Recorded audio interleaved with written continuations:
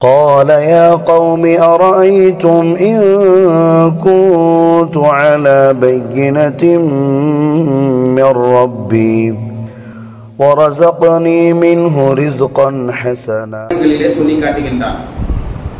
நிச்சயமாக அது நிகழும் என்பதிலே எந்த விதமான சந்தேகமும் இல்லை. ரசூலுல்லாஹி ஸல்லல்லாஹு அலைஹி வஸல்லம் அவர்களிடத்தில் பல சந்தர்ப்பங்களில் இந்த கேள்வி கேட்கப்பட்டது. மதஸ்ஸா, மறுமை எப்போது வரும் என்று கேள்விகள் கேட்கப்பட்டது. ரசூலுல்லாஹி ஸல்லல்லாஹு அலைஹி வஸல்லம் அவர்கள் அந்த மறுமைக்குரிய அடையாளங்களை சொன்னார்கள். ஆனால் அது எப்போது நிகழும் என்று சொல்லவில்லை. காரணம் என்ன? எப்போது நிகழும் என்ற இல்ம், அதை பற்றியான ஞானம், அதை பற்றியான அறிவு அல்லாஹ்வுக்கு மட்டுமே இருக்கிறது. அல்லாஹ் மட்டுமே அறிந்தவன் இந்த மறுமை என்பது எப்போது நிகழும் என்று. ஆனால் அதற்குரிய அடையாளங்கள் சிறிய அடையாளங்களாகவும் பெரிய அடையாளங்களாகவும் ரசூலுல்லாஹி ஸல்லல்லாஹு அலைஹி வஸல்லம் அவர்கள் நமக்கு தெளிவுபடுத்தி இருக்கிறார்கள். இந்த மறுமை என்பது நாம் இந்த உலகத்திலே எதன் அடிப்படையில் நம்முடைய வாழ்க்கையை அமைத்திருக்கின்றோமோ அதற்குரிய கூலியை கொடுக்கக்கூடிய ஒரு வாழ்க்கை தான் அந்த மறுமை வாழ்க்கை. இந்த உலகத்திலே வாழ்கின்ற போது நாம் நல்லதை செய்தால் அந்த நன்மைக்குரிய பலனை மறுமையிலே நாம் அடையலாம். இந்த உலகத்திலே நாம் தீமையை செய்தால், தவறுகளை செய்தால், பாவங்களை செய்தால் அதற்கு ஏற்ப கூலியை மறுமையில் நாம் பெறுவோம். எனவே அல்லாஹ் சுப்ஹானஹு வ தஆலா இந்த நாளை குறிப்பதற்கு, இந்த மறுமை நாள் என்பதற்கு சாஅ என்று சொல்லப்படுகிறது, யௌமுல் கியாமா என்று சொல்லப்படுது, யௌமுல் ஆகிரா என்று சொல்லப்படுது. அதே போன்று அல்லாஹ் சுப்ஹானஹு வ தஆலா தீன் என்ற வார்த்தையும் பயன்படுத்தலாம். பொதுவாக தீன் என்று சொன்னால் நாம் அது நம்முடைய இஸ்லாமை சொல்லக்கூடிய ஒன்றாக, அதாவது ஒரு மார்க்கத்தை, ஒரு வழிமுறையை சொல்லக்கூடிய ஒரு வார்த்தையாகத்தான் நம்ம அறிந்திருக்கின்றோம். சூரா அல்-ஃபாத்திஹாவில் கூட அல்லாஹ் சுப்ஹானஹு வ தஆலா சொல்லி காட்டுகின்றான், ஒவ்வொரு நாளும் நம்முடைய தொழுகையில், ஃபர்லான தொழுகையிலும் சரி, உபரியான தொழுகையிலும் சரி, தொழுகை என்று எடுத்தாலே ஒவ்வொரு ரக்அத்திலும் சூரா அல்-ஃபாத்திஹாவை நாம் ஓதுகின்றோம். அதில் அல்லாஹ் சுப்ஹானஹு வ தஆலா குறிப்பிடுகின்றான் மாலிகி யௌமித்தீன். அப்ப அந்த தீன் என்றால் என்ன? அது மறுமையை குறிக்கிறது. ஏன் இந்த வார்த்தை பயன்படுத்தப்படுகிறது என்று சொன்னால், நாம் எதை செய்கின்றோமோ, நாம் எப்படி நடந்து கொள்கிறோமோ அப்படி நாம் நடத்தப்படுவோம். நாம் இங்க உலகத்திலே அல்லாஹ்வுக்கு கட்டுப்பட்டு முஸ்லிம்களாக, முஃமின்களாக நாம் வாழ்வோமே ஆனால் அதற்குரிய கூலியை நாளை மறுமையில் நாம் பெறுவோம். இந்த உலகத்திலே நாம் அல்லாஹ் சுப்ஹானஹு வ தஆலாவுக்கு மாறு செய்யக்கூடியவர்களாக, ரசூலுக்கு மாறு செய்யக்கூடியவர்களாக, இந்த ஷரியத்தை பின்பற்றாதவர்களாக வாழ்வோமே ஆனால் அதற்குரிய கூலியாக அல்லாஹ் சுப்ஹானஹு வ தஆலா நரகத்தை தயார்படுத்தி வைத்திருக்கிறான். அதை அடையக்கூடியவர்களாக நாம் வருவோம். எனவேதான் அந்த மறுமையை இப்போது நாம் எப்படி நடந்து கொள்கிறோமோ அப்படி நாம் நடத்தப்படுவோம் என்ற அடிப்படையில இப்போது எதை நாம் செய்கிறோமோ அதற்குரிய கூலி நம் நிரப்பமாக, எந்த விதமான குறைபாடும் இல்லாமல், அதிகமும் இல்லை குறைவும் இல்லை, நீதமான முறையில், நியாயமான முறையில் அல்லாஹ் சுப்ஹானஹு வ தஆலா கூலியை வழங்குவான் என்பதற்காக அல்லாஹ் இந்த யௌமுத்தீன் என்றும் பயன்படுத்துகிறான். அல்லாஹ் சுப்ஹானஹு வ தஆலா இந்த அத்தியாயத்திலே சொல்லி காட்டுகின்றான், அரைத்தல்லதி யுகذிபு பித்தீன். இந்த மறுமையை புறக்கணிக்கக்கூடிய, அதாவது பொய்ப்பிக்கக்கூடிய நபர்களை நீங்கள் பார்த்தீர்களா? ஃபதாலிகல்லதி யதுல் யதீம்.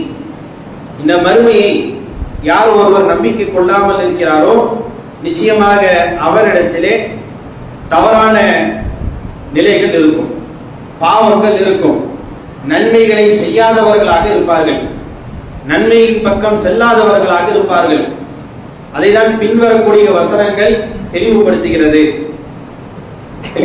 அல்லாஹ் சுப்ஹானஹு வ தஆலா அந்த மறுமையை குறித்து, அந்த யௌமுத்தீனை பற்றி அல்லாஹ் சொல்கின்ற போது வேறு ஒரு வசனத்திலே சொல்லி காட்டுகின்றான், சும்மமா அதராக மா யௌமுத்தீன்.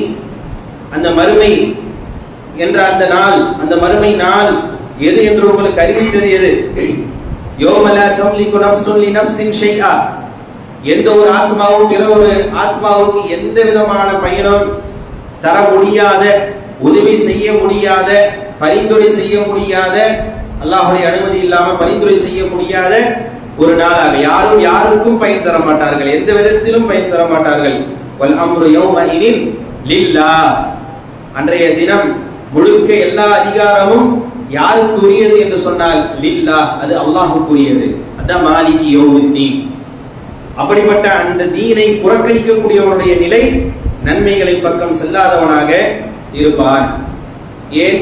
மறுமை நாளை நம்பிக்கை கொண்டால் நாம் நன்மைகளை செய்தால் அல்லாஹ் சுப்ஹானஹு வ தஆலா நமக்கு அந்தஸ்துகளை தருவான், சுவனத்தை தருவான்.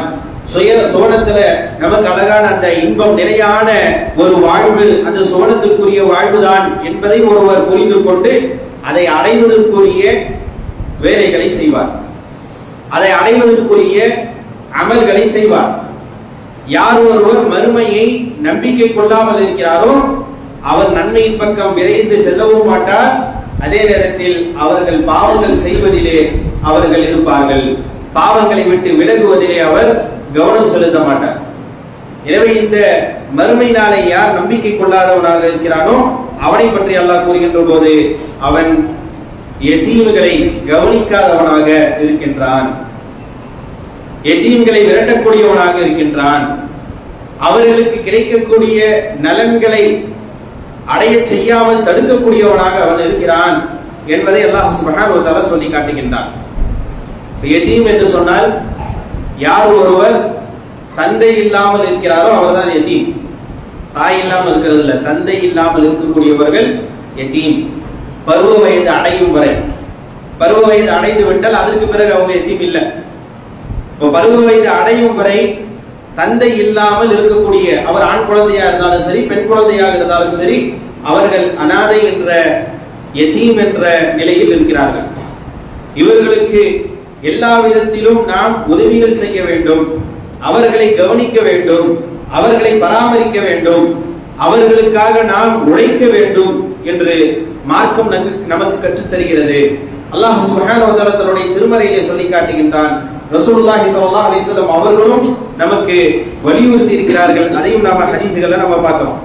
அல்லாஹ் சுப்ஹானஹு வ தஆலா தன்னுடைய திருமறையிலே சொல்லி காட்டுகின்ற போது இன்னல் லதீன யகுலூன அம்வாலல் யதாமா, யதீம்களுக்கு சொந்தமான அந்த பொருளாதாரத்தை உண்ணக்கூடியவர்கள், ஸுல்மன் அநியாயமான முறையில அந்த சொத்துக்களை அபகரித்து அவர்களுக்கு சென்று அடைய வேண்டிய அந்த உரிமைகளை, ஹக்குகளை தடுத்து யார் இருக்கிறார்களோ இன்னமா யகுலூன ஃபீ புதூனிஹிம் நாரா, அவர்கள் சாப்பிடுவதெல்லாம் நெருப்பு தான், அவர்களுடைய வயிற்றிலே இருப்பது நரகத்துடைய நெருப்பு தான்.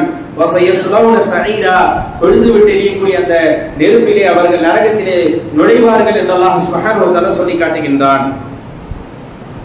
அல்லாஹ் சுப்ஹானஹு வ தஆலா யதீம்களுடைய பொருளாதாரத்தை நியாயம் இல்லாமல் நாம் அதை எடுக்கக்கூடாது. ஒரு யதீம் ஒரு நபர் பராமரிக்கிறார் என்று சொன்னால் அவரிடத்துல போதுமான பொருளாதாரம் இல்லை, ஆனா யதீமுக்கு சொத்து இருக்கு என்று சொன்னால் அதிலிருந்து எடுத்து அவர்களுக்கு தேவையான அந்த பொருளாதாரத்தை பயன்படுத்துவதில் அனுமதி இருக்கிறது. அதை நியாயமான முறையில் செய்கிறது. அல்லாஹ் சுப்ஹானஹு வ தஆலா தன்னுடைய திருமறையிலே சொல்லி காட்டுகின்றான். ولا تقربون مال اليتيم الا بالتي هي احسن, நல்ல முறையிலே தவிர அனாதைகளுடைய சொத்துக்களை நீங்கள் அடையாதீர்கள் என்று அல்லாஹ் சுப்ஹானஹு வ தஆலா சொல்லி காட்டுகின்றார். அப்ப இந்த யதீம்களை பராமரிப்பது என்பது, அவர்களை கவனிப்பது என்பது, அவர்களுக்காக உழைப்பது என்பது மார்க்கம் நமக்கு காட்டி தந்திருக்கக்கூடிய ஒன்று. ரசூலுல்லாஹி ஸல்லல்லாஹு அலைஹி வஸல்லம் அவர்கள் சொன்னதாக ஸஹ்ல் இப்னு ஸஅத் ரலியல்லாஹு அன்ஹு அவர்கள் அறிவிக்கிறார்கள். இந்த செய்தியை நாம் பல நேரங்கள்ல இதை நாம் அறிந்திருக்கின்றோம், கேட்டிருக்கின்றோம். ஏன் நாமங்களும் சொல்லுவோம். என்ன செய்தி? ரசூலுல்லாஹி ஸல்லல்லாஹு அலைஹி வஸல்லம் அவர்கள் கூறினார்கள், அன வ காஃபிலுல் யதீம் ஃபில் ஜன்னah ஹகதா, நானும் யதீமை பராமரிக்கக்கூடியவரும் சொர்க்கத்திலே இப்படி இருப்போம் என்று ரசூலுல்லாஹி ஸல்லல்லாஹு அலைஹி வஸல்லம் அவர்கள் தன்னுடைய ஆட்காட்டி விரலையும் நடு விரலையும் சுட்டிக்காட்டி சொன்னார்கள் என்று என்ற அந்த செய்தியை நாம பார்க்கிறோம். அப்ப யதீம்களை பராமரிப்பது என்பது, அவர்களுக்காக உழைப்பது என்பது அவசியமாக நாம செய்ய வேண்டிய ஒன்று. இந்த சமூகத்தில் யதீம்கள் நிறைய பேர் இருக்கிறாங்க.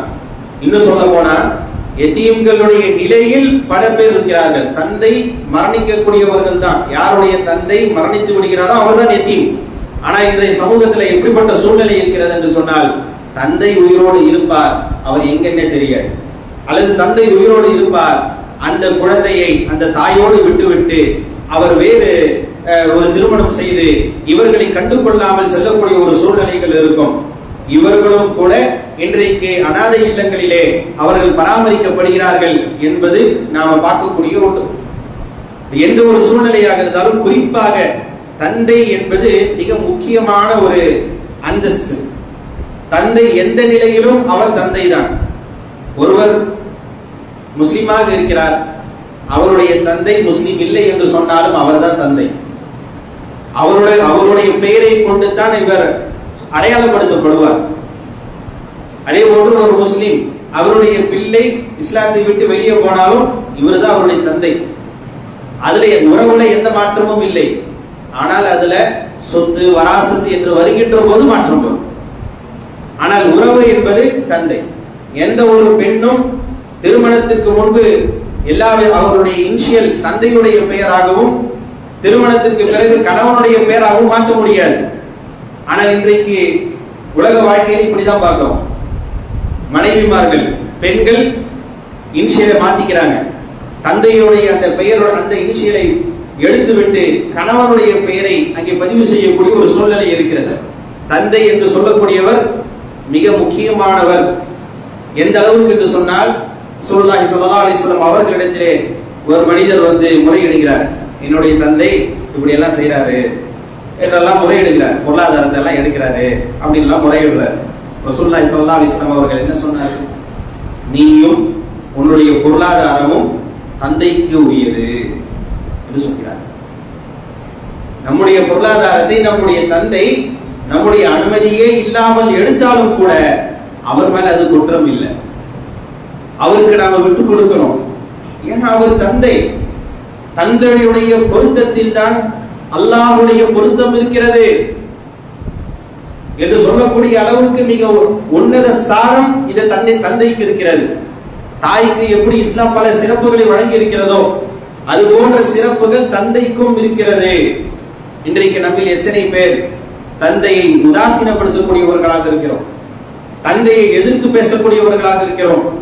வயதான நிலையில் தந்தை இருக்கிறார் என்றால் அவரை நாம் கௌரவப்படுத்தாமல் அவரை இழிவுபடுத்தக்கூடியவராகவும் அவரை எதிர்த்து பேசக்கூடியவராகவும் அவருக்கு எதிராக நாம் நடந்து கொள்ளக்கூடியவராகவும் கடிந்து பேசக்கூடியவர்களாக நாம் இருக்கிறோம்.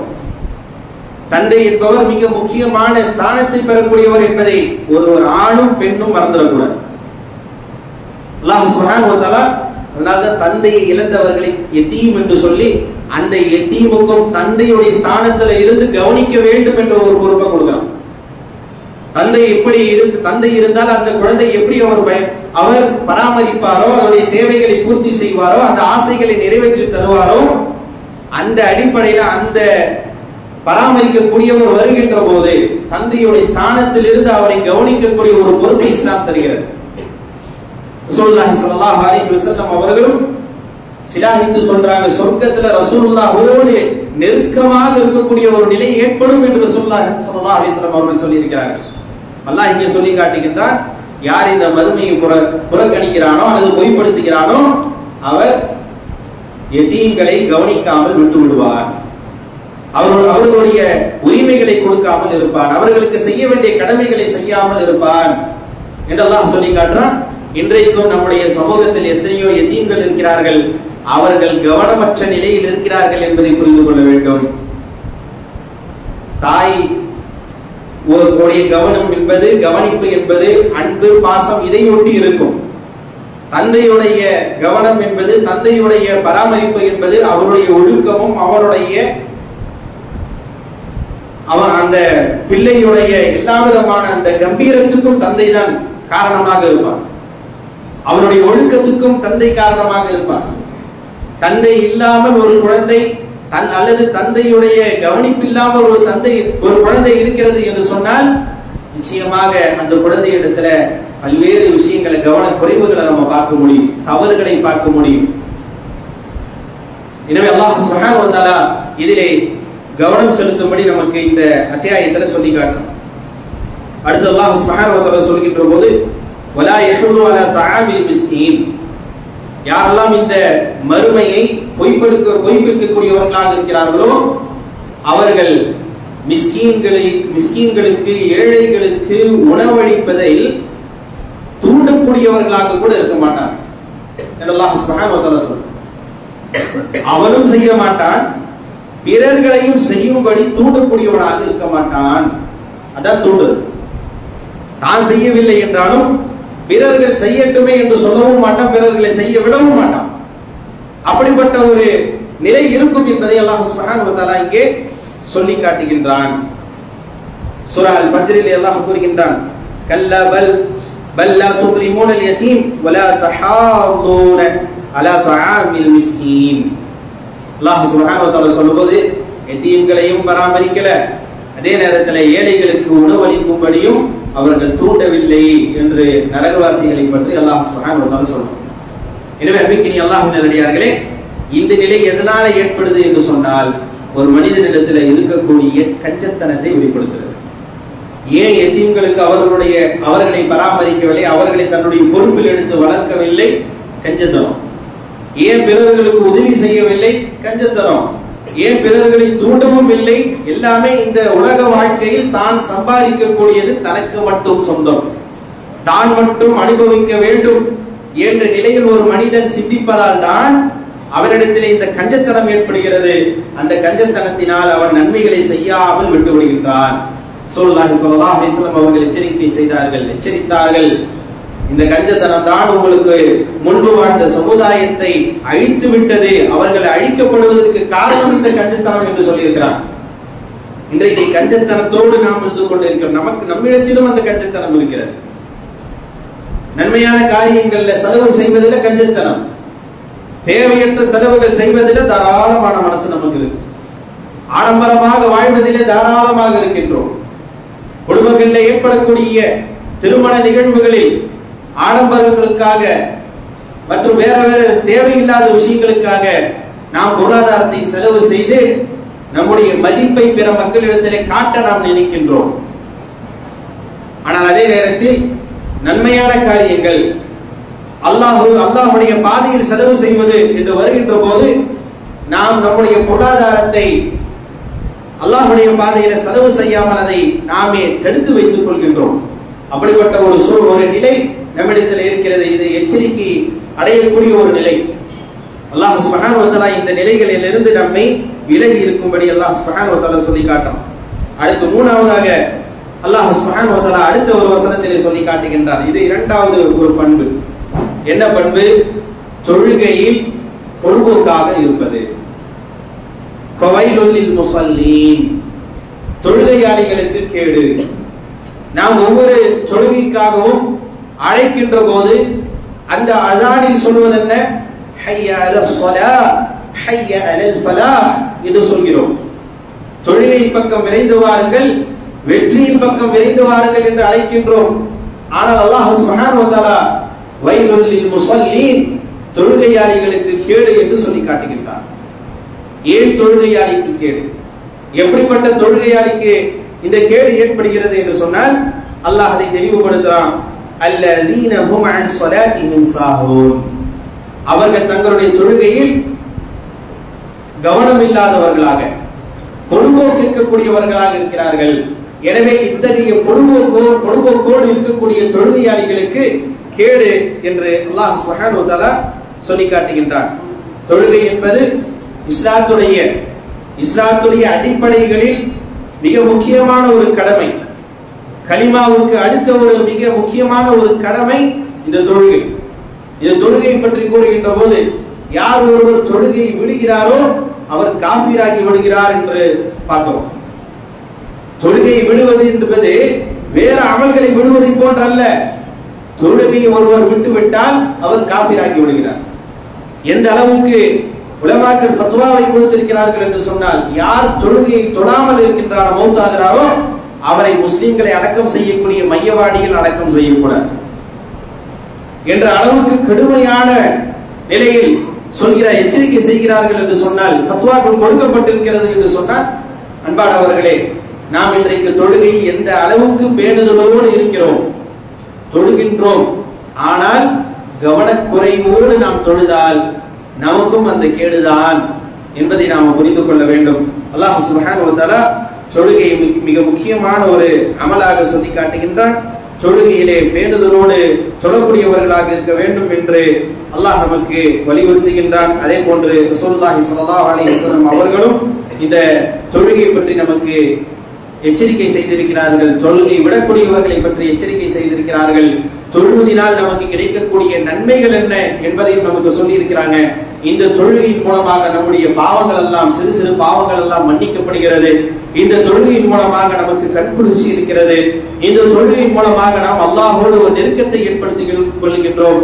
எனவே தான் ரசூலுல்லாஹி ஸல்லல்லாஹு அலைஹி வஸல்லம் அவர்கள் தொழுகையில அல்லாஹ்விடத்துல அது ஒரு உரையாடல் செய்யக்கூடிய ஒரு நிலை இருக்கிறது. தொழுகைக்குள் நாம் என்ன செய்யணும், அல்லாஹ்விடத்திலே நாம பிரார்த்தனை செய்ய வேண்டும் என்றெல்லாம் நமக்கு கற்றுத் தந்திருக்கிறான். மிக முக்கியமான பிரார்த்தனைகள் தொழுகைக்குள் இருந்து நாம செய்யக்கூடிய பிரார்த்தனைகளாக இருக்கிறது. தொழுகை என்பது நமக்கும் அல்லாஹ்வுக்கும் ஒரு நெருக்கத்தை ஏற்படுத்தக்கூடிய ஒன்று. அலைக்கும் பிகஸ்ரத்தி சுஜூத், நீங்கள் அதிகமாக சுஜூத் செய்யுங்கள் என்று ரசூல் ஸல்லல்லாஹு அலைஹி வஸல்லம் சொன்னாங்க. இங்கே சுஜூத் என்பது நாம செய்யக்கூடிய அந்த சஜ்தாவை சொல்வதல்ல. சுஜூதுக்கு இங்கே அர்த்தம் என்னவென்று சொன்னால் தொழுகை. அதிகமாக தொழுங்கள் என்று ரசூலுல்லாஹி ஸல்லல்லாஹு அலைஹி வஸல்லம் அவர்கள் நமக்கு சொல்லி இருக்கிறார்கள். எனவே அன்பிற்கினிய அல்லாஹ்வின் நல்லடியார்களே, அல்லாஹ் சுப்ஹானஹு வ தஆலா எச்சரிக்கை செய்யக்கூடிய இந்த தன்மைகள் நம்மிடத்தில் வந்துவிடக் கூடாது என்பதிலே நாம் கவனமாக இருக்க வேண்டும். இத்தகைய பண்புகள் நம்மிடத்திலே இருந்தால் அதை சரி செய்து கொள்ளக்கூடியவர்களாக இருக்க வேண்டும். அதுதான் ஈமானில் இருக்கக்கூடிய ஒன்று. அப்படிப்பட்ட ஒரு தௌஃபீக்கை அல்லாஹ் சுப்ஹானஹு வ தஆலா நம் அனைவர்களுக்கும் தந்தருள் புரிவானாக.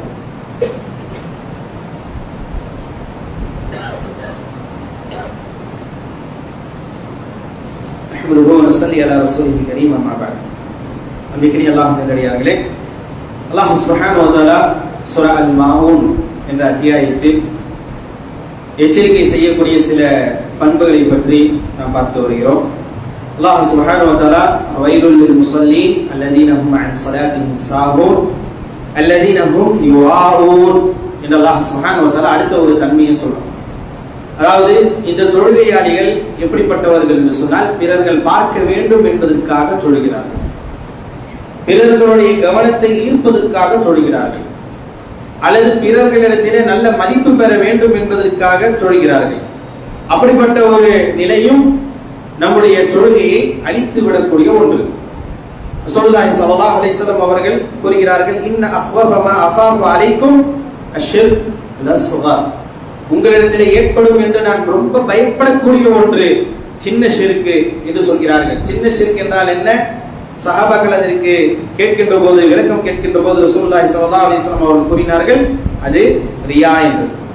எனவே ரியா என்பது முகஸ்துதிக்காக, புகழுக்காக, பிறர்கள் பார்க்க வேண்டும் என்பதற்காக, பிறர்களிடத்தில் நல்ல மதிப்பு பெற வேண்டும் என்பதற்காக செய்யக்கூடிய அமல்கள் தான் இந்த ரியா என்று சொல்வது. எதிலே ரியா கலந்து விடுகிறதோ அந்த அமல்கள் ஒன்றுமில்லாமல் அழிக்கப்படும். அதுக்குரிய நன்மையை நாம் பெற முடியாது. அல்லாஹ் சுப்ஹானஹு வ தஆலா சொல்லி காட்டுகின்றான், தங்களுடைய தொழுகையை பிறர்கள் பார்க்க வேண்டும் என்பதற்காக ரியாவின் அடிப்படையில் தொழக்கூடியவர்களாக இருக்கிறார்கள். எனவே இந்த தொழுகையாளிகளுக்கு கேடுதான் என்று அல்லாஹ் சுப்ஹானஹு வ தஆலா சொல்றான். இப்போ பொழுதுக்கும் பிறர்கள் பார்க்க வேண்டும் என்பதற்காக நம்முடைய தொழுகையை அமைத்துக் கொள்வதும் ஒரு முஸ்லிம் இடத்துல, முஃமின் இடத்துல இருக்க வேண்டிய ஒரு பண்பு இல்லை. இப்ப நாம தொழுகையில பொழுதுக்காக இருந்து கொண்டு இருக்கிறோம். என்ன காரணத்துக்காக நாம பொழுதுக்காக இருக்கிறோம் என்று சொன்னால், எப்படியெல்லாம் பொழுதுக்காக இருக்கிறோம் என்று சொன்னால், நேரம் வந்தும் அந்த நேரத்தில் சரியான முறையில் தொழாதவர்களாக நாம் இருக்கிறோம். இது ஒரு தசாஹுல், ஒரு கவனமற்ற ஒரு நிலைதான். தொழுகையுடைய நேரம் வருகிறது, ஆனால் அந்த நேரத்தை நாம் என்ன செய்யணும், தள்ளி போடுறோம். சரி தொழுதுக்கலாம், இன்னொரு 2 மணி நேரம் இருக்கு, இன்னொரு 10 நிமிஷம் இருக்கு என்று தள்ளி போடக்கூடியவர்களாக நாம் இருப்போம். கடைசியில் அவசர அவசரமாக நாம் தொழுவோம், அல்லது வக்து கடந்து போயிடும். சில நேரங்கள்ல நாம் தொழுது கொள்ளலாம் என்று இருப்போம், ஆனால் வக்து கடந்துடும். இப்படி வக்து கடந்து சொல்லக்கூடியவர்களாக நாம் இருப்போம். இது ஒரு பொழுதுபோக்காக நாம செய்யக்கூடிய ஒன்று. அல்லது நம்மிடத்துல அந்த தொழுகையில எந்த விதமான ஒரு ஈடுபாடும் இல்லாமல் நம்முடைய தொழுகை இருக்கும். தொழுகையில் வந்து நிற்கின்ற போதுதான் நமக்கு எல்லா விதமான சிந்தனைகள் ஒரு மீது ஷைத்தான் ஏற்படுத்துவான், வஸ்வாசை ஏற்படுத்துவான்.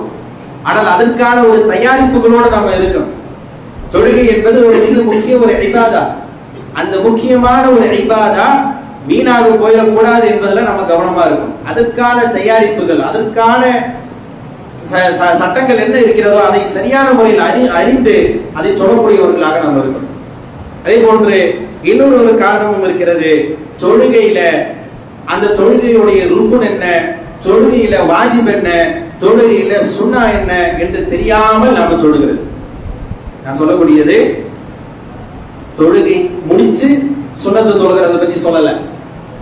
வாஜிப் என்பதும் ருக்குன் என்பதும் சுன்னா என்று சொல்லக்கூடிய இப்போது சொல்லக்கூடிய இந்த மூன்றும் தொழுகைக்குள் இருக்கக்கூடிய விஷயம்.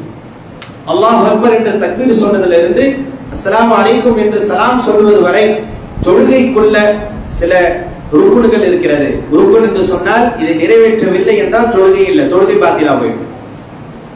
இதுக்குள்ள வாஜிபுகள் இருக்கிறது. வாஜிபுகள் நாம் நிறைவேற்றவில்லை என்று சொன்னால், கூடுதலாக நிறைவேற்றுகிறோம், குறைவாக செய்கிறோம் என்று சொன்னால் அதுக்கு நாம பரிகாரமாக சஜ்தா சஹ்வ செய்யணும். வேண்டுமென்றே ஒருவர் செய்தால் அது குற்றம். சுன்னா என்பது தொழுகைக்குள்ளேயே செய்யக்கூடிய சில நிலைகள். அது நம்முடைய சொல் மூலமாகவோ நம்முடைய செயல் மூலமாகவோ ஏற்படக்கூடிய ஒன்று. இது சுன்னா. இதை ஒருவர் செய்வதனால் அவர் ரசூல் ஸல்லல்லாஹு அலைஹி வஸல்லம் அவர்களுடைய சுன்னாக்களை பேணக்கூடியவராக மாறுவார். இதை செய்யாமல் விடுவதனால் அவர் குற்றவாளியாக ஆக மாட்டார். இது தொழுகைக்குள்ள இருக்கக்கூடிய விஷயங்கள். தொழுகை தொழுவதற்கு முன்பாக சில ஷுரூத்துகள் இருக்கிறது, நிபந்தனைகள் இருக்கிறது. அந்த நிபந்தனைகளும் சரியாக அமையவில்லை என்றால் நம்முடைய தொழுகை ஏற்றுக்கொள்ளப்படாது. இதெல்லாம் தெரிஞ்சா நம்ம தொழுகிறோம். வாங்க சொல்கிறார்கள், வந்து தொழுது கொள்கிறோம். தொழுவதற்கு முன்பாக வுது செய்ய வேண்டும் என்று நமக்கு தெரியும். வந்து கிப்லாவை முன்னோக்க வேண்டும் என்று தெரியும். கிப்லாவை முன்னோக்குவது என்ன, வுது செய்வது என்ன, வக்து வருவது எதனால, வக்து வந்து தொழுகிறோம் என்று சொன்னால் அது என்ன, அது ஷர்தா ருக்னா வாஜிபா என்ன என்னெல்லாம் நமக்கு இந்த விவரங்கள் தெரியவில்லை, படிக்கவும் இல்லை, கற்றுத்தரப்படவும் இல்லை. கற்றுத்தரப்படுகிறது, ஆனால் பரவலாக இதை நாம் அறிந்து கொள்ளக்கூடியவர்களாக நாம் இல்லை. எனவே ஏதோ ஒரு விதத்துல நாம எல்லாத்தையுமே நாம ஒரே நிலையில் வைத்து பார்க்கின்றோம். சில சமயங்கள்ல எது சுன்னாவாக இருக்கிறதோ அது ஒரு ருக்குனுடைய அந்தஸ்துக்கு கொண்டு வந்து பார்க்கிறோம். எது ஒரு ருக்குனாக இருக்கிறதோ அதை ஒரு சுன்னாவுடைய அந்தஸ்துல பார்த்து அதை ஒண்ணும் இல்லாமல் ஆக்கி விடுகிறோம். இதுவும் தொழுகையில நாம கவனக்குறைவாக இருப்பதுதான். இப்படி தொழுவதினாலும் நம்முடைய தொழுகை ஏற்றுக்கொள்ளப்படாமல் அது பாத்திலாகக்கூடிய ஒரு சூழ்நிலைகள் ஏற்படும். தொழுதும் பயனற்ற ஒரு நிலை நம்ம அடையக்கூடியவர்களாக இருப்போம். எனவே அல்லாஹ் சுப்ஹானஹு வ தஆலா இதை எச்சரிக்கை செய்கின்றான். அதே போல அல்லாஹ் சுப்ஹானஹு வ தஆலா சொல்கின்ற போது அடுத்த தன்மைகளாக அந்த மறுமை நாளை பொய்ப்பிக்கக்கூடியவர்களிடத்தில் இருக்கக்கூடிய தன்மைகளாக சொல்லும் போது வயம்னஊனல் மாஊன், அவர்கள் எப்படிப்பட்ட ஒரு நிலையை இருக்கக்கூடியவர்களாக இருக்கிறார்கள் என்று சொன்னால், அவர்கள் தங்களுடைய பொருளையும் அவர்கள் தடுத்துக் கொள்கிறார்கள். தங்களுடைய பொருளாதாரத்தையும் எந்த விதத்திலும் அடுத்தவர்களுக்கு உதவியாக இருக்கக்கூடிய விதத்திலே அமைத்துக் கொள்ளாமல் நன்மைகளை எல்லாம் தடுக்கக்கூடியவர்களாக இருக்கிறார்கள் என்பதை அல்லாஹ் சுப்ஹானஹு வ தஆலா சொல்லி காட்டான். தங்களுடைய பொருளாதாரத்தை கொண்டும் பயனடையல. அல்லாஹ் சுப்ஹானஹு வ தஆலா பொருளாதாரத்தை கொடுத்தும் அதை அல்லாஹ்வுடைய பாதையில செலவு செய்யாமல் கஞ்சத்தனத்தோடு இருந்தும் ஒருவன் அழிவை நோக்கி செல்கிறான். ஒருவன் அல்லாஹ் கடமையாக்கிய இபாதத்துகளையும் சரியான முறையில் செய்யாமல் நாளை மறுமையிலே நஷ்டம் அடைகின்றான். அத்தகைய இந்த நிலைகளை தான் அல்லாஹ் சுப்ஹானஹு வ தஆலா இந்த சூறாவிலே சொல்லி இருக்கின்றான். இந்த அத்தியாயத்தை நாம் பெரும்பாலும் நம்மில் பலரும் மனனம் செய்திருக்கக்கூடிய அடிக்கடி ஓதக்கூடிய அத்தியாயங்களில் ஒன்றாக இருக்கிறது. அந்த வசனங்களை புரியாமலேயே, அதை அறியாமலேயே, அதை சிந்திக்காமலேயே நாம் கடந்து சென்று கொண்டிருக்கின்றோம். அல்லாஹ் சுப்ஹானஹு வ தஆலா இந்த கல்வி ஞானத்தை நமக்கு தந்திருக்கிறான். மார்க்க கல்வியை அல்லாஹ் மீது கற்றுக்கொள்வது கடமையாக்கி இருக்கின்றான். குர்ஆன் என்பது வெறுமனை ஓதி செல்லக்கூடிய ஒன்று அல்ல. அதை ஓதுவதன் மூலமாக நாம் இபாதத்து செய்கிறோம். அதை புரிந்து ததப்புரோடு நாம் அதை ஓதக்கூடியவர்களாக இருக்க வேண்டும். அல்லாஹ் சுப்ஹானஹு வ தஆலா கூறுகின்றான், ஃபலா யததப்பரூனல் குர்ஆன், குர்ஆனை சிந்திக்க வேண்டாமா என்று கேட்கின்றான். குர்ஆன்ல என்ன இருக்கு என்பது கூட அதிகமான முஸ்லிம்களுக்கு தெரியல, நமக்கு தெரியல. குர்ஆனில் என்ன விஷயங்கள் சொல்லப்பட்டிருக்கிறது, என்னென்ன விஷயங்கள் இருக்கிறது, குர்ஆனை எப்படி அணுக வேண்டும், குர்ஆனுடைய வசனங்களை எப்படி புரிய வேண்டும், எதன் அடிப்படையில் புரிய வேண்டும், எப்படி புரிந்துவிடக் கூடாது, இது செய்ய வேண்டியது என்ன, செய்யக்கூடாதது என்ன என்பதை கூட அறியாதவர்களாகத்தான் நாம் இருந்து கொண்டிருக்கின்றோம். ஆனால் நமக்கு அல்லாஹ் சுப்ஹானஹு வ தஆலா இந்த வேதத்தை கொடுத்திருக்கிறான். நம்முடைய வேதமாக அதை நாம் பார்க்கின்றோம், ஈமான் கொண்டிருக்கின்றோம், ஈமான் கொண்டிருக்கின்றோம். இது அல்லாஹ்வுடைய வேதம், இது அல்லாஹ்வுடைய கலாம், அல்லாஹ்வுடைய வார்த்தை. ஏனைய படைப்புகளை போன்று அல்லாஹ் இதை படைக்கவில்லை, இது அல்லாஹ்வுடைய வார்த்தைகள். அல்லாஹ் சுப்ஹானஹு வ தஆலா அதை லவ்ஹுல் மஹ்ஃபூலிலே இறக்கியிருக்கின்றார். லவ்ஹுல் மஹ்ஃபூலில் இருந்து அல்லாஹ் சுப்ஹானஹு வ தஆலா முதல் வானத்திலே இறக்கினார். அங்கிருந்து ஜிப்ரீல் அலைஹிஸ்ஸலாம் மூலமாக ரசூலுல்லாஹி ஸல்லல்லாஹு அலைஹி வஸல்லம் அவர்களுக்கு அல்லாஹ் இதை இறக்கி இருக்கிறான் என்பதை ஏற்றுக்கொண்ட சமூகம் அதை பற்றி தெரியாதவர்களாக நாம் இருந்து கொண்டிருக்கிறோம். இப்படிப்பட்ட அறியாமையில் இருந்து அல்லாஹ் சுப்ஹானஹு வ தஆலா நம் அனைவர்களையும் காத்தருள் புரிவானாக. குர்ஆனோடு நெருக்கமான தொடர்பை ஏற்படுத்திக் கொள்ளக்கூடியவர்களாகவும், திருமறை குர்ஆனை அதிகமாக ஓதக்கூடியவர்களாகவும், மனனம் செய்யக்கூடியவர்களாகவும் அல்லாஹ் சுப்ஹானஹு வ தஆலா நம் அனைவர்களையும் ஆக்கி அருள் புரிவானாக.